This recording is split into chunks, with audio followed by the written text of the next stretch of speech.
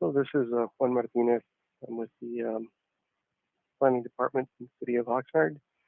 This project application was filed by Lauren Nichols with People's Self-Help Housing. The project is Cypress Place at Garden City, and it's got an assigned project number of 20-53502. A density bonus application for property at 5536 and 5482 Cypress Road.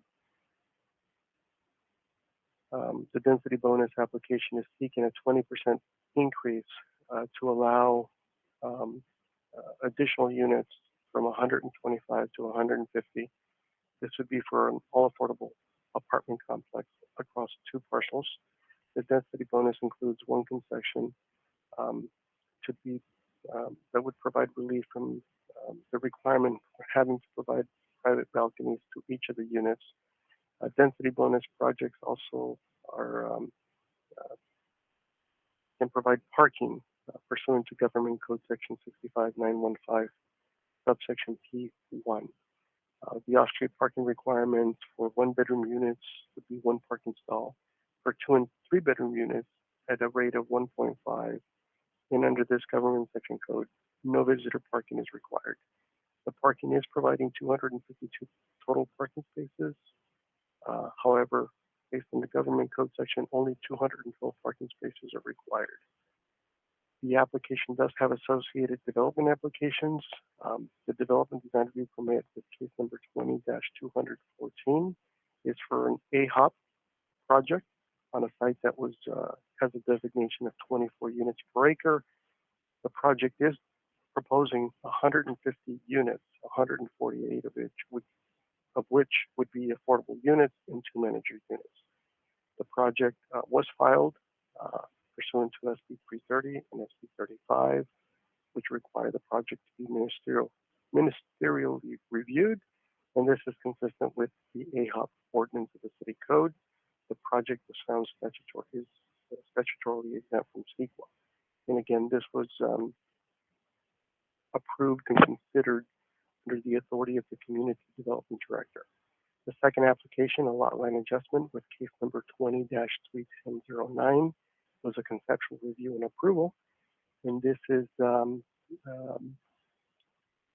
better described as part of condition 74, requiring the developer to file for technical review prior to construction permits.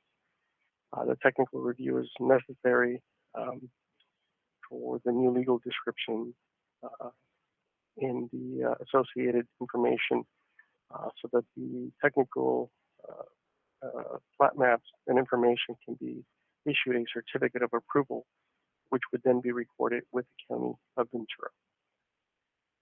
The various milestones of the project is the project was first received as a pre-application review in June 29 of 2020. That was reviewed on July 22nd of 2020.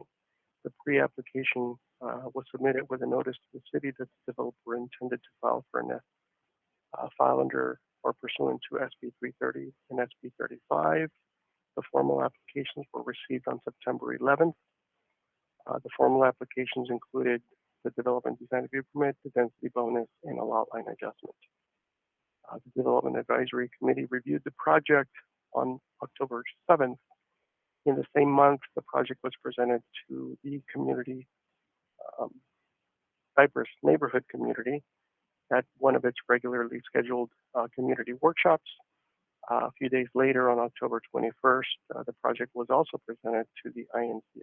At both of these meetings, the developer made presentations, was available to answer any questions, and the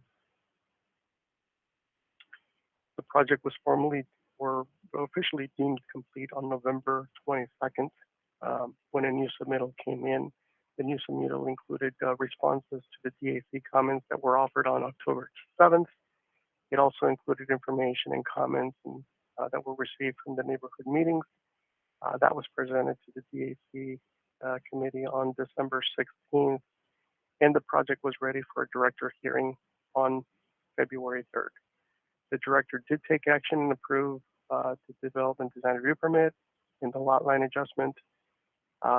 And this was all done within the 90-day review period pursuant to SB 35 The 90-day review period ends on February 22nd, 2021. The development design review permit, again, was approved by the director on February 3rd. The development proposal considered the demolition of existing infrastructure, and then the new infrastructure that included the construction of 150 units with 252 parking spaces, associated parking on the 5.24 acre site across 2 lots. Site improvements included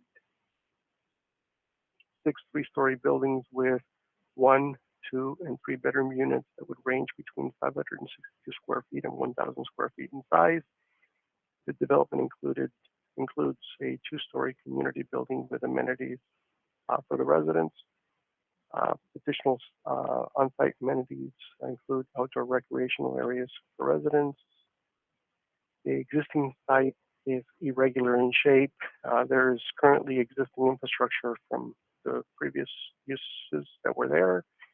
It's also surrounded by existing community setting that includes a trailer park, newer housing, attached units, a community park, a city housing complex to the east, and an industrial complex to the south. The project was reviewed and found consistent with the general plan and zoning ordinance. The site, again, this is just a close-up of the existing setting with image number 1 looking in the north view with the project site to the right. And then the image number 2 shows a south view with the project site on the left-hand side. These are images that were part of the architectural submittal that were provided to the director and is provided in this as reference. The Senate Bill 330 is also known as the Housing Crisis Act of 2019. This amended Government Section 6558(9.8). It limits the number of hearings for reviewing projects. It limits compliance with objective standards. It also shortens the timeframes to 90 days. It freezes development standards and development fees based on the pre-application, based on when the pre-application was received. The objective standards have to be directly associated with the city code, the general plan, the zoning, and they have to be measurable and verifiable. The Senate bill does sunset on January 1st of 2025, and for cities not meeting the state mandates, there could be fines of up to $10,000 per unit. Senate Bill 35 was very similar, and this amended Government Section Code 65913.4. This was, it set qualifications for streamlined approvals. It also identified objective standards, but it also required that construction workers be paid prevailing wage, and it provided the statutory exemption from CEQA for projects meeting the qualifications and projects providing affordable housing. Again, the project was found to be consistent with the Level 1, Level 2, and Level 3 policies for new developments. It was found consistent with the All Affordable Housing Opportunity Program. It was also found consistent with the attached unit development standards and the R2 zone in which the property lies. The tables found on pages 6 to 10 of the staff report under Section 6, subcategory B, C, and D provides a thorough and categorizes each of the objective standards identified here. The parking for the project does provide 27 parking stalls for 1-bedroom units, provides 185 parking stalls for 2 and 3 bedrooms at a rate of 1.5 parking spaces per unit. It's not required to provide visitor parking, and it does provide a total of 252 parking spaces. This is 40 more parking stalls than it's required to provide. Under this government section, the project is only required to provide 212 parking stalls. This is an overview of the project layout as it relates to the community setting. It's just a close-up showing the development improvements that are proposed with two vehicular entrances, two-way traffic flows around the perimeter of the project, landscaping, finger planters and planters, perimeter landscaping, walkways around the buildings, inside the buildings to connect people from one building to the other, to Cypress, through the project into a community park at the northeast corner. The red line represents the property line that will bisect the project site into two lots, identified as phase one lower part and phase two the upper portion of the second component of the second lot. The existing property line is a broken line that is parallel to the building that lies just below the where it's identified as phase two. So that portion is bisected there. And the new lot line would be essentially the red broken line represented here. These are just east elevation views looking at the buildings from Cypress. The images will show the landscaping setting, the walkways, the points of entry, and the landscaping setting in front of the buildings with the perimeter parking areas and the spacing between the buildings, including the architecture of the 2- and 3-story buildings that are proposed. This is just a close-up of both the south and north entrance, again with the dense landscaping, walkways, the relationship between the buildings and the frontage, as well as the gated entrances. The floor plan, the residential floor plan shown here is for the first floor. The second and third floor is essentially the same. The shades, the different shades are representative of the 1, the 2, and the 3-bedroom plans. The 1-bedroom units will be 562 square feet. 27 units are proposed. 18% is the total number, based on the total number of units. The 2-bedroom units will total 822 square feet. 75 units are proposed, and that equates to 50% of the total units proposed. The 3-bedroom unit is 1,012 square feet. 48 units are proposed, and that equates to 32% of the total units. This is just a floor plan of the first and second floor of the community room. A community room is the building that lies closer to Cypress and the location of the 3 trash enclosures where they're at within the complex. The floor plan shows that they'll have community room for the benefit of the residents with restroom, laundry facilities, and common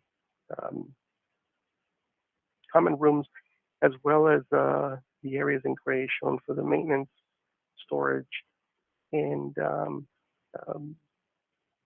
maintenance needs to maintain the complex. There were 2 meetings. Again, on October 19th, there was a community workshop meeting with the Cypress neighborhood. Approximately 1,360 notices went out, 716 to residents, 644 to owners. 31 members from the public attended the meeting. On October 21st, the project was presented to INCO, and representatives from the various neighborhoods attended that meeting. The applicant made a presentation, and at both meetings, the applicant answered questions, addressed comments, and provided information regarding the project, the business model, and the type of housing and expectations regarding the project. Some of the questions and concerns evolved around pedestrian crossing, traffic impacts to existing service levels, and the compatibility of the proposed use within the existing neighborhood setting.